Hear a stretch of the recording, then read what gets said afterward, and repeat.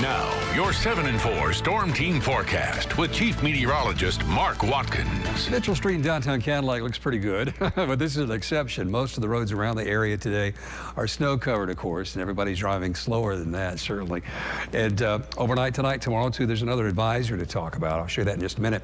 Here's UpNorthLive radar. Plenty of snow on the radar.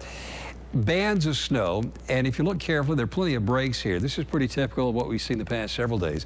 Heavy spots in places, but not everybody's getting the same amount of snow. And this lake effect sort of just sits here. The wind is set up like this, northwest or west, depending on where you are, and just creates the snow. It just kind of sits there. There's something else to show you, though. This is another clipper. This is something that created the widespread snow we saw last night. We had a clipper that came through last night. This is the second one we talked about. And you can see, obviously, this is something more widespread.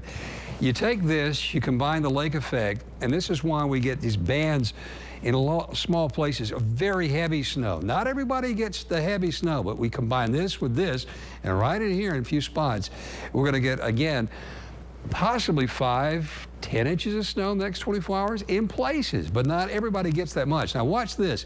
You can watch two things on the Stormcast. It looks into the future.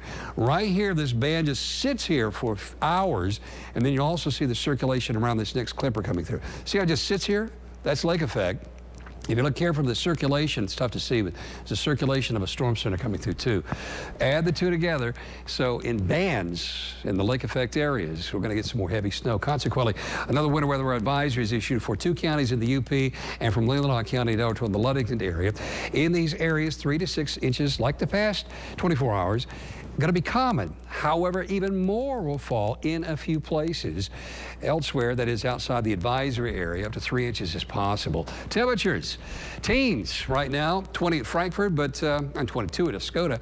21 at Mount Pleasant, but teens for most of the map right now. Winds light at the moment, but I think they're going to pick up at times over the next 24 hours. Gale force winds are expected on Lake Michigan and Superior tonight and tomorrow on the Huron side. And inland, we'll see some gusts out of the south or southwest tomorrow to 25, and we'll see the wind turn toward the northwest on Friday. That southerly component, we talk about this many times, winter and summer. Whenever we get that boosts our temperature a few degrees. Granted, it's not a gigantic warm-up, but tomorrow will be warmer than today because of that southerly flow. Tonight, lots of teens for lows, 20 at Leland, but teens elsewhere in the northern lower. Daytime highs tomorrow into the 30s in a few spots.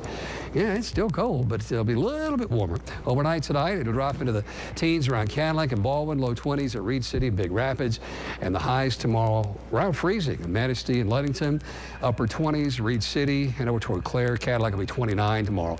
The average high will be 30 tomorrow, 25 on Friday. Saturday, down to 20 for an average high, so we just get a little bump up in the temperature for one day.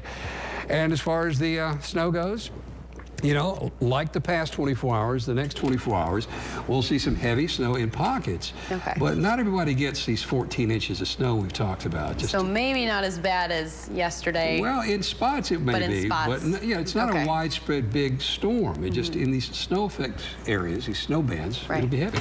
Okay, thanks a lot, Mark.